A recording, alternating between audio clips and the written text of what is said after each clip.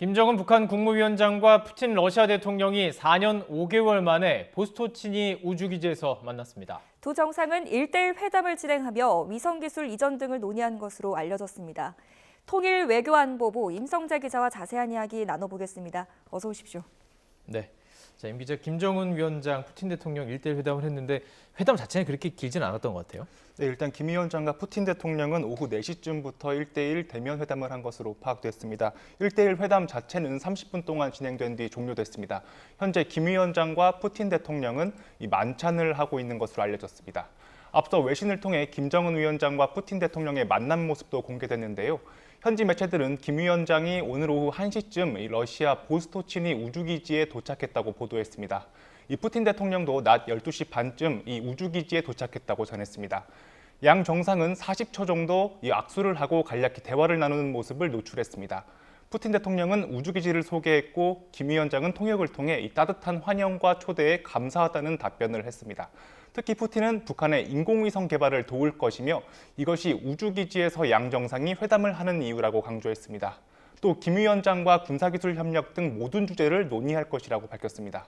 두 정상은 만남 이후에 이 우주로켓 발사 시설을 함께 돌아보는 모습을 보였습니다. 네, 어떤 이야기를 나눴을지가 가장 중요한데 어떤 이야기 나눴답니까? 일단 1대1 회담 전에 이 대표단과 함께하는 회담 자체가 오후 2시쯤부터 시작됐습니다. 네. 회담 시작과 함께 두 정상이 마주 앉은 모습도 공개됐는데요.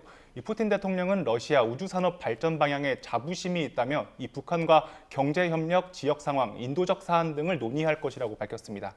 이에 대해 김 위원장은 러시아와 관계는 북한의 최우선 과제라고 치켜세우면서 이 제국주의에 맞서 싸우는데 함께할 것으로 확신한다고 강조했습니다. 또 북한은 푸틴 대통령의 모든 결정을 지지한다고도 말했습니다. 예, 지금 만찬이 진행 중일 것으로 보이는데 또 저희들이 외신을 통해서 들어온 대로 보여드리겠습니다. 회담 전에 그 다양한 장소가 회담 개최지로 뽑혔습니다. 정확하게 이제 신변 노출 같은 것을 꺼려해서 알긴 쉽지 않았지만 결국에 보스토치니 우주기지 이곳이 이제 회담장으로 낙점이 됐어요. 예, 맞습니다. 당초에는 이 북러 정상회담이 러시아 블라디보스토크에서 열릴 것이라는 관측이 지배적이었습니다. 이 러시아 푸틴 대통령이 오늘까지 블라디보스토크에서 열리는 동방 경제 포럼에 방문한다는 사실이 알려졌기 때문입니다. 하지만 두 정상 간 만남이 사전에 서방 언론 등에 먼저 알려지면서 이 변수가 생긴 것으로 보입니다. 북러 자체 역시 관련 보도 이후에는 한동안 구체적인 회담 시기와 장소 자체를 함구했는데요. 특히 북한은 이 보안상 이유 등으로 최고 지도자의 동선 공개를 상당히 꺼리는 경향이 있습니다. 예. 이런 상황과 함께 위성기술 지원이라는 회담 성격을 보여줄 수 있는 이 보스토치니 우주기지가 이 회담 장소로 낙점된 것으로 보입니다. 네, 이 보스토치니 우주기지가 어떤 의미가 있는 곳인가요? 이 보스토치니 우주기지는 우주 대국이었던 옛 소련 시절의 위상을 회복하기 위해 러시아가 5에서 7조 원 정도를 쏟아부어서 건설한 곳입니다. 우리나라 나로 우주센터보다 100배 이상 큰 것으로 전해졌는데요. 이 러시아 지폐 뒷면에 나올 정도로 상징적인 장소입니다.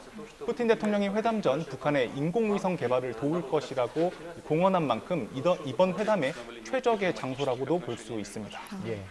아무래도 우리 언론 입장에서는 상당히 노선 같은 것도 어디로 가는지 동선 같은 것 때문에 상당히 긴장하고 지켜봤었는데 회담 장소로 향하는 김 위원장 결국은 전용 열차였어요. 이 경로를 봤더니 평양에서 무려 한 2,700km 이 정도 이동한 셈이었죠. 예, 맞습니다. 이 김정은 위원장은 지난 10일 그러니까 일요일 오후 이 전용 열차로 평양을 출발했습니다. 네. 그리고 어제 새벽 러시아에 진입한 것으로 파악됐습니다.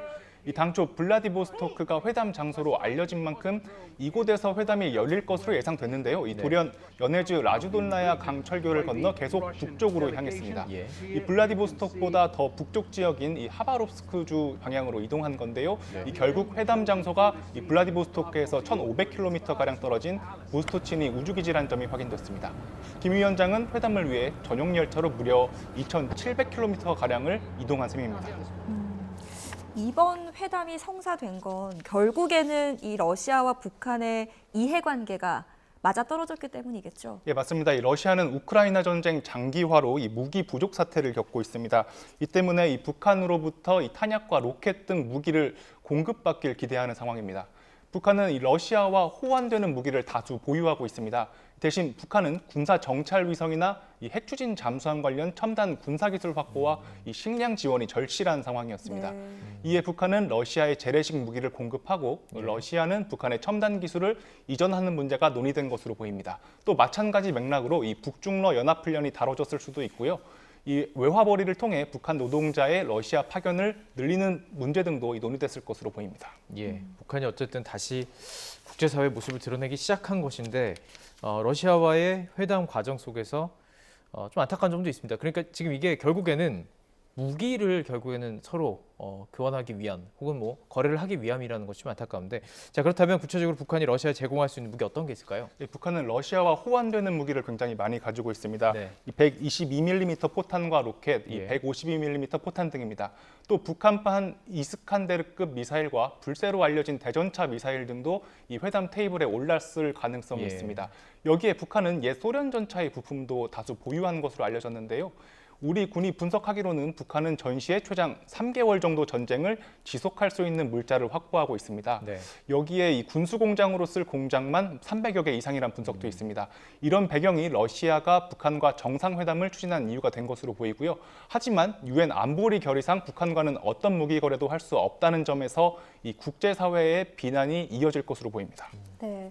그러니까 지금까지 해주신 말씀을 정리하면 북한은 러시아에게 재래식 무기를 주고 그 대신 여러 차례 본인들이 실패해왔던 군사정찰 위성 기술을 받게 된다 이 말씀인가요? 예, 맞습니다. 이 푸틴 대통령은 직접 북한 인공위성 개발을 도울 것이라고 언급하기도 했는데요. 네. 북한은 올해 들어 2차례 군사정찰 위성을 발사했지만 이 비행 단계에서 로켓 1, 2단 추진체 이상으로 실패했습니다.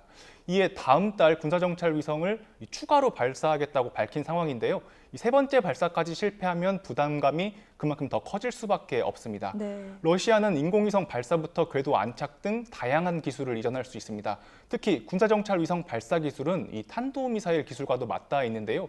이 북한이 러시아로부터 기술을 전수받으면 그만큼 핵미사일 위협도 커질 것으로 보입니다. 또 북한의 위성체 자체도 우리 군 당국이 분석하기로는 이 정찰 위성으로서 기능하기 어려운 상황이라는 건데요. 네. 이 군사 정찰 위성으로서 기능을 하기 위해선 위성체 기술도 상당히 중요하기 때문에 이 부분에 대한 논의도 있을 것으로 보입니다. 예, 정찰 위성.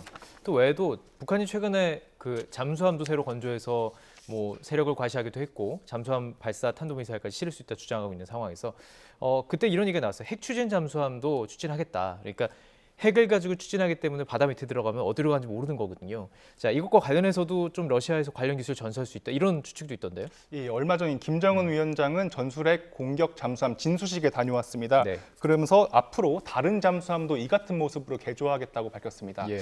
이 자리에서 주목해야 할 점은 이 장기적으로 핵추진 잠수함 건조도 추진하겠다고 공언한 점입니다. 그렇죠. 이 핵추진 잠수함이라는 게 이 원자로를 동력으로 해서 이 장기간 잠항이 가능한 잠수함인데요. 네. 이 은밀하게 타격할 수 있어서 우리에겐 위협적인 무기입니다.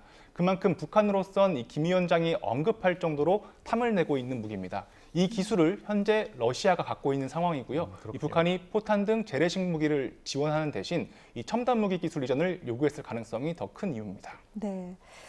이 회담이 끝나고 나면 김정은 위원장 또 어디를 들릴 것으로 전망이 됩니까? 네, 김 위원장의 추가 동선도 굉장한 관심입니다. 네. 이 김 위원장은 회담을 마친 뒤 이 하바롭스크 주에 있는 산업 도시를 방문할 것으로 보입니다. 네. 이곳에서 이 수호이라고 불리는 러시아 전투기 생산 공장을 방문할 것으로 알려졌습니다. 예. 또 이 러시아 현지 매체는 김 위원장이 다시 한번 이 세르게이 쇼이구 러시아 국방장관을 만날 것이라고도 전했습니다. 이 16일쯤 만남이 이뤄질 것으로 보이는데 네. 오늘 열린 정상회담 후속 조치 등이 논의되지 않을까 그런 관측이 네. 나오고 있습니다. 이외 동선에 따라서 예. 회담이 어떻게 진행되는지 좀 가늠해 볼 수 있을 것 같고요. 자, 이런 가운데 북한이 탄도미사일을 또 쐈습니다. 어떤 의미가 있을까요? 네, 이 김정은 위원장이 이 보스토치니 우주기지에 도착한 오늘 오전 이 북한은 순안 일대에서 동해상으로 단거리 탄도미사일 2발을 발사했습니다. 김 위원장이 이 국외에 있는 상황에서 미사일 도발에 나선 건 상당히 이례적인 상황인데요. 이를 두고 이 지도자가 자리를 비웠어도 이 군사 대비 태세를 철저히 갖추고 있다는 자신감을 표출한 것이란 분석이 나오고 있습니다. 또 미국을 향한 견제구라는 분석도 나오고 있는데요. 이 미 국무부는 러시아 푸틴 대통령이 이 국제적인 왕따의 지원을 요청하고 있다고 표현했습니다. 이 북한이 미사일 도발을 통해 이런 표현 등에 대한 불쾌감을 표시한 것이란 평가도 나오고 있습니다. 네, 예. 알겠습니다. 지금 이제 외신들을 통해서 지금 영상들이 조금씩 들어오고 있습니다. 또 만찬을 하고 있는 것으로 보이고 이후에 동선도 저희들이 취재가 되는 대로 다시 한번 전해드리도록 하겠습니다. 지금까지 통일외교안보부 임성재 기자와 함께했습니다. 고맙습니다.